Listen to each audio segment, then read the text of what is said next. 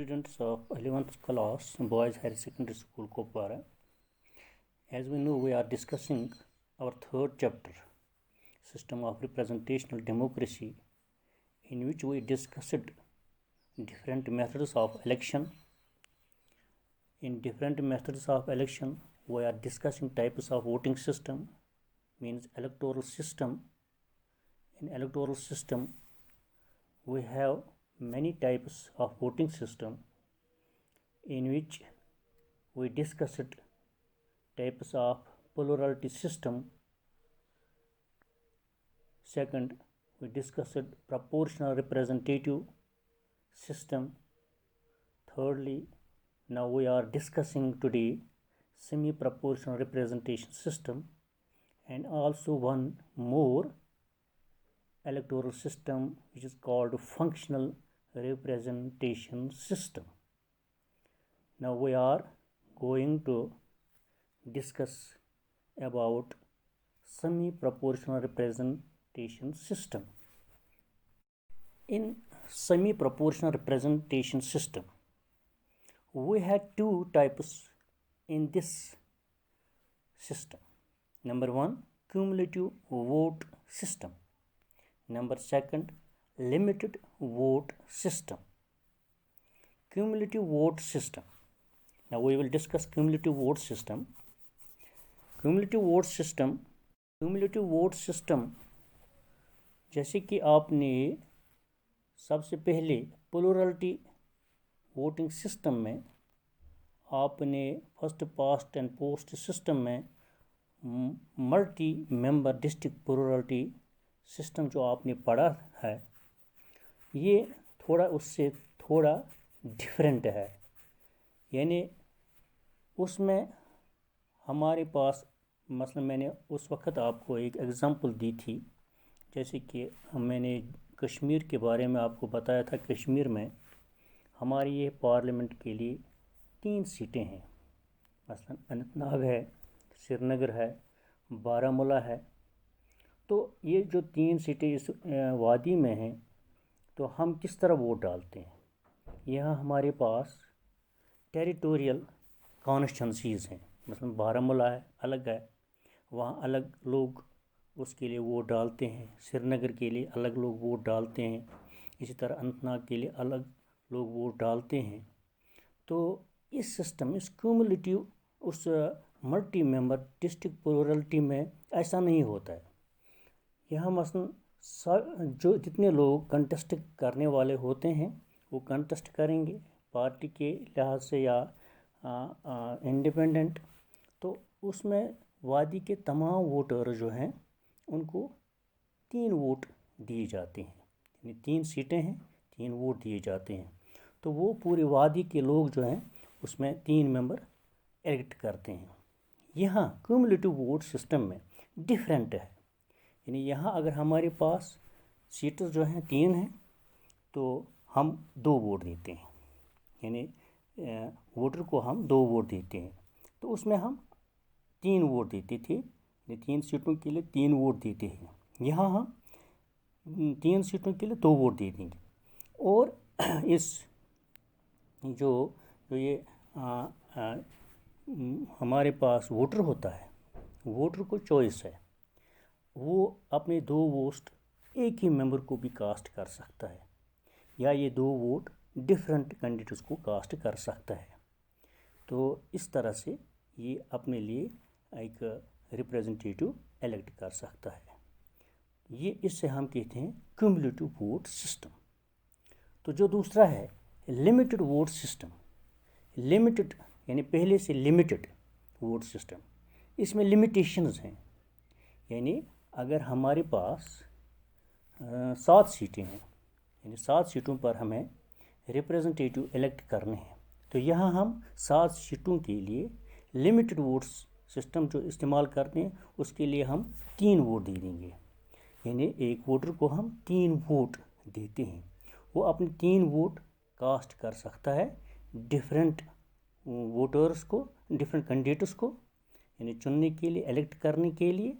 यानी उसे 7 नहीं देते हैं, हम 7 वोट नहीं देते हैं, लेकिन हम सिर्फ यहाँ उसको लिमिटेड वोट सिस्टम में 7 के बजाय हम 3 ही वोट उसको देते हैं ताकि वो अपने कैंडिडेट को रिप्रेजेंटेशन के लिए इलेक्ट करें, यानी इससे कहते हैं हम लिमिटेड वोट सिस्टम। यानी लिमिटेड वोट सिस्टम में हमारे पास लिमिटेड वोट यानी 7 सीटों के लिए 3 वोट रखे जाते हैं। तो इसमें हम ये 3 वोट एक ही कैंडिडेट को भी दे सकते हैं, कास्ट कर सकते हैं, या कि इन 3 वोट्स को हम डिफरेंट कैंडिडेट्स में हम कास्ट कर सकते हैं। यानी यहाँ लिमिटेड वोट है और लिमिटेड वोट जो होते हैं हम एक ही कैंडिडेट को ये वोट अपने दे सकते हैं या कि हम डिफरेंट कैंडिडेट्स को दे सकते हैं, इसे हम कहते हैं लिमिटेड वोट। और ये टाइप्स है सेमी प्रोपोर्शनल सिस्टम, यानी सेमी प्रोपोर्शनल रिप्रेजेंटेशन सिस्टम। इसमें 2 हैं, क्यूमुलेटिव वोट सिस्टम और दूसरा है लिमिटेड वोट सिस्टम। इस तरह से हमारा जो इलेक्टोरल सिस्टम यानी types of proportional representation system जो है, आज हमने ये टॉपिक ख़त्म किया। तो इसमें हमने यानी types of proportional representation system भी पढ़ा, हमने सेमी रिप्रेजेंटेशन सिस्टम भी आज हमने पढ़ा, और इससे पहले हमने प्लूरलिटी सिस्टम भी हमने पढ़ा। तो इस तरह से आज एक और रिप्रेजेंटेशन जो है यानी जिस तरीके से रिप्रेजेंटेटिव को बनाते हैं, जो यहाँ हम इलेक्ट कर रहे थे, ये डिफरेंट यानी जियोग्राफिकल कॉन्स्टिट्यूंसीज यहाँ की पॉपुलेशन के हिसाब से हम कॉन्स्टिट्यूंसीज बनाते हैं। तो इस तरह से हम ये यानी इस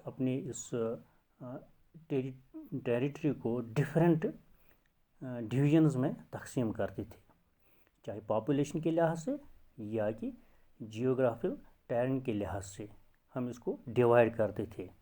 तो आज हमारे पास एक और डिफरेंट है सिस्टम है जिसे हम कहते हैं फंक्शनल रिप्रेजेंटेशन सिस्टम।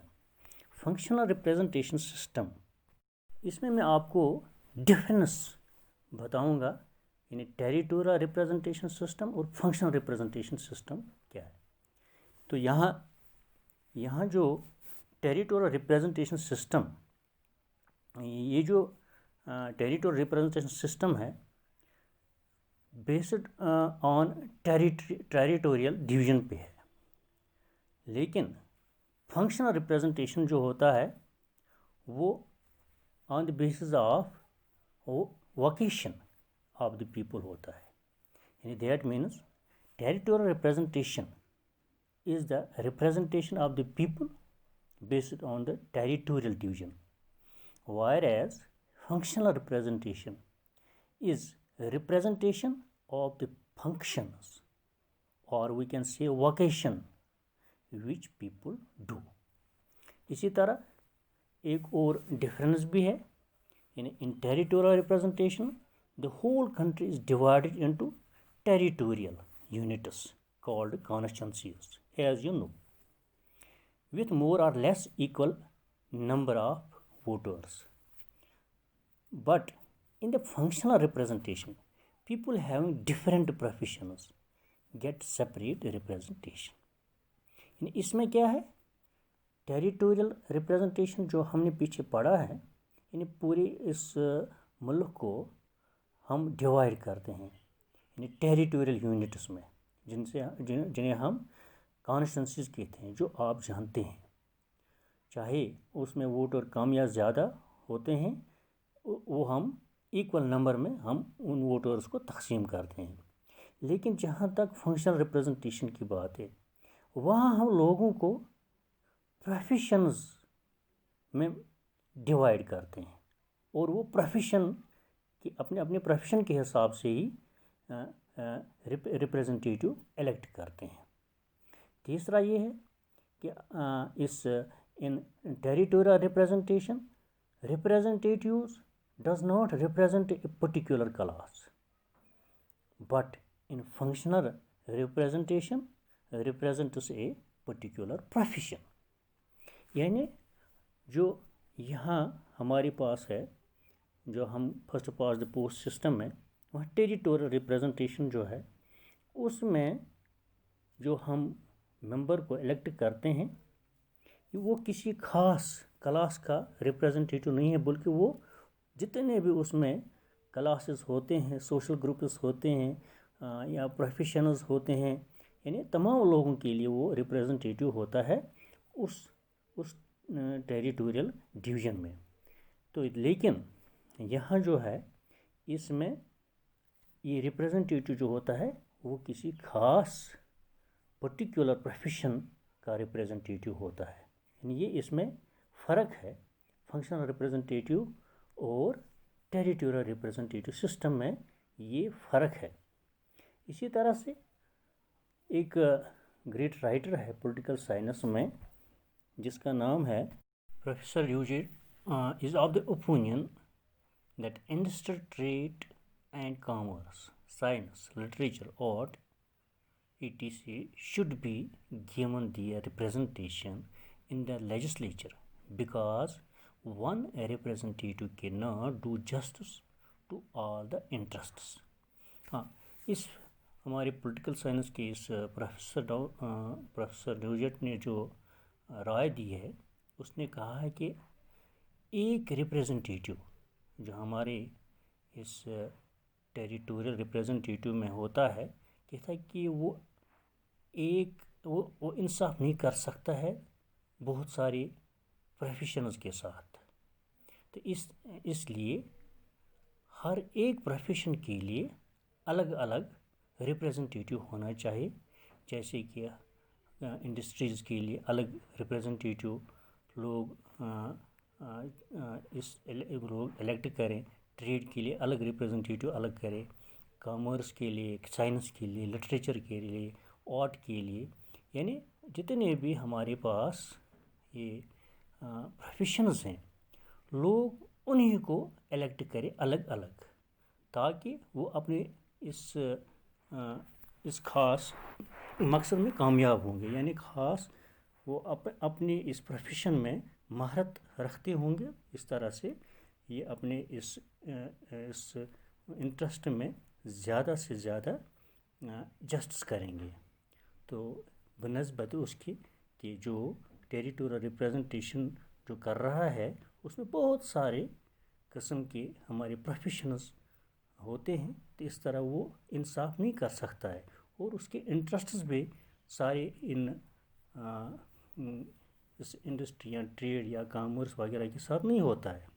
اس طرح سے اس فنکشنل ریپریزنٹیشن جو ہے یہ ہمارے اس ملک میں ہونا چاہیے، یعنی یہ اس پروفیسر کی رائے ہے۔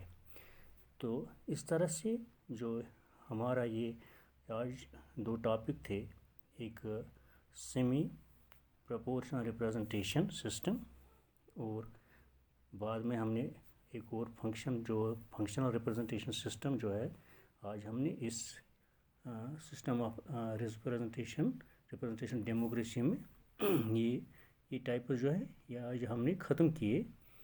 تو امید ہے کہ آپ کو یہ سمجھ آیا ہوگا۔ تو اس کے بعد ہمارے پاس